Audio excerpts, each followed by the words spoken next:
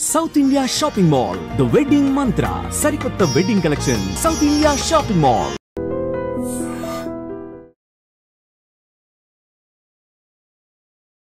హైదరాబాద్ మాదాపూర్లో ఒక్కసారిగా ఒక భయంకరమైనటువంటి సంఘటన అయితే జరిగింది. ఈ మధ్య కాలంలో అయితే ఇట్లాంటి సంఘటనలు వెరీ వెరీ కామన్గా అయిపోయిన పరిస్థితి. ముందైతే అంటే సిటీలో అంతగా ఇట్లాంటి ఈ అంటే పొడవడం కావచ్చు, లేదంటే మర్డర్ చేయడం కావచ్చు, చాలా అరుదుగా జరిగేవి. కానీ ఈ మధ్య కాలంలో ఎక్కువగా ఇట్లాంటి కేసెస్ అయితే నమోదవుతున్న సిచ్యువేషన్ అయితే కనిపిస్తోంది. నిన్న రాత్రి మాదాపూర్ పరిధిలో ఉన్నటువంటి యశోద హాస్పిటల్ బ్యాక్ సైడ్ కొంత నిర్మానుష్యం ప్రాంతం ఉంటుంది. అక్కడ జనరల్లీ కూడా ఈ పార్టీలు చేసుకోవాలి అనుకునే వాళ్ళు కూడా ఈ యశోద హాస్పిటల్ బ్యాక్ సైడ్గా కొంచెం అంటే చీకటి పడ్డ తర్వాత కొంచెం ఖాళీ స్థలం ఉంటుంది. అట్లాగే ఎవరు కూడా ఎక్కువ రాకపోకలు సాగించరు.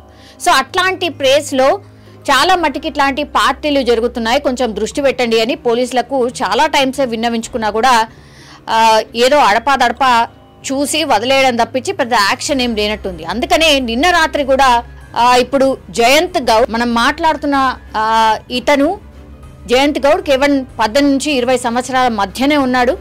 వాళ్ళ తల్లి బర్త్డే సందర్భంగా కేక్ అంతా కట్ చేసుకున్న తర్వాత దెన్ ఫ్రెండ్స్కి పార్టీ ఇవ్వడానికని ఈ జయంత్ గౌడ్తో సహా 8 మంది ఈ యశోద హాస్పిటల్ మాదాపూర్కి సంబంధించిన యశోద హాస్పిటల్ బ్యాక్ సైడ్ ప్రాంతంలో పార్టీ చేసుకుంటున్నటువంటి టైంలో అక్కడికి వేరే ముగ్గురు ఎవరో అన్నోన్ పర్సన్స్, అసలు వీళ్ళకి సంబంధం కూడా లేదు.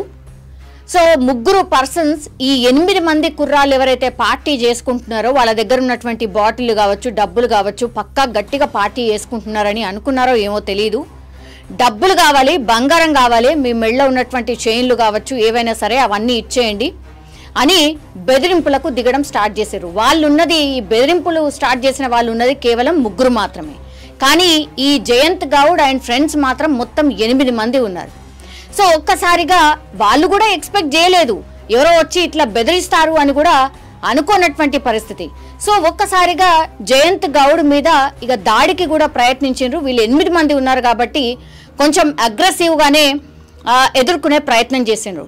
అయితే అందులో ఉన్నటువంటి ఈ ముగ్గురు ఎవరైతే దాడికి పాల్పడడానికి వచ్చారో వాళ్ళు ఒక్కసారిగా వాళ్ళ దగ్గర ఉన్నటువంటి చాకును తీసి జయంత్ గౌడ్ మీద దాడి చేయడం జరిగింది, పొడవడం జరిగింది, నిర్దాక్షిణ్యంగా పొడవడం జరిగింది. దీంతో జయంత్ గౌడ్ అక్కడికక్కడే కుప్పకూలిపోయినటువంటి పరిస్థితి. వీళ్ళు 8 మంది ఉన్నారు. గట్టిగా కేకలు వేయడం, ఆ తర్వాత కొంతమంది కాపాడే ప్రయత్నం చేసినప్పటికీ కూడా ఈ ముగ్గురు కూడా ఒక్కసారిగా చాకు తీయడంతో ఇంకా అర్థం కాని పరిస్థితి వాళ్ళకు కూడా.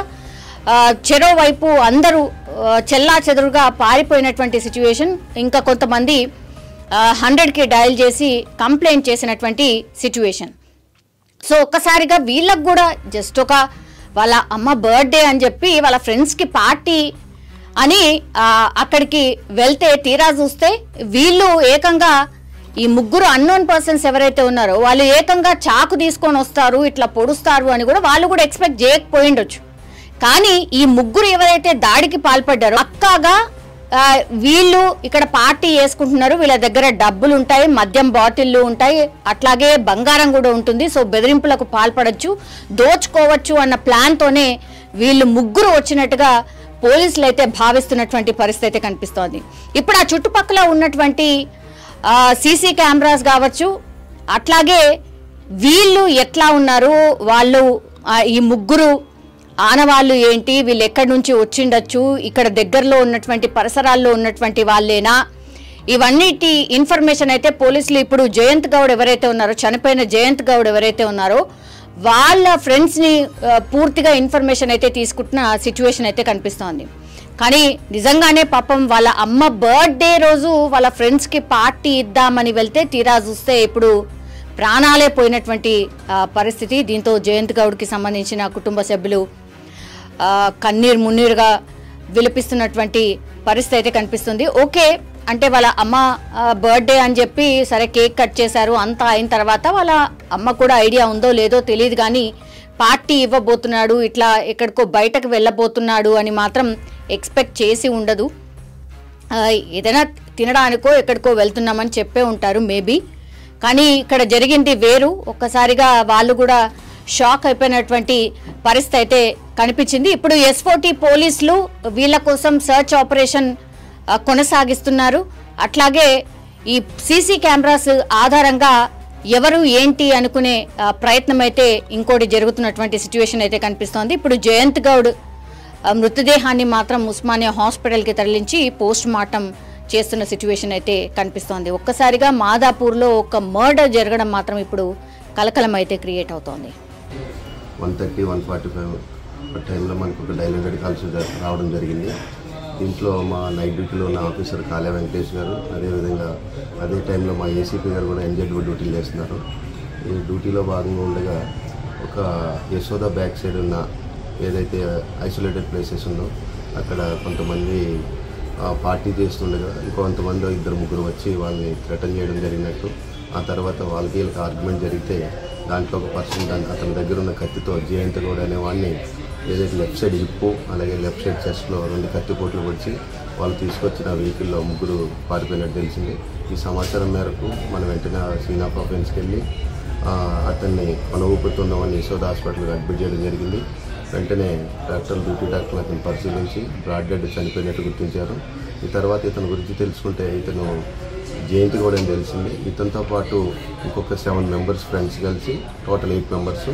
వాళ్ళ మదర్ ఎవరైతే లక్ష్మీ అని ఉందో జయంత్ గౌడ్ వాళ్ళ మదరు బర్త్డే ఉండడం వల్ల వాళ్ళు కేక్ కట్ చేసుకుని కొండాపూర్లో, ఆ తర్వాత 8 మంది ఇక్కడికి వచ్చి యశోద బ్యాక్ సైడ్ పార్టీ చేసుకునే ఉద్దేశంతో మందు బాటలు తీసుకుని తాగుతుండగా ఈ అన్నోన్ పర్సన్స్ ఎవరైతే 3 వచ్చి వీళ్ళు మందు బాటలు అడగడం జరిగింది. వీళ్ళిద్దరి మధ్యలో ఆర్గ్యుమెంట్ జరగడం వల్ల దాంతో అతని దగ్గర ఉన్న కత్తితో పొడిచినట్టు తెలిసింది.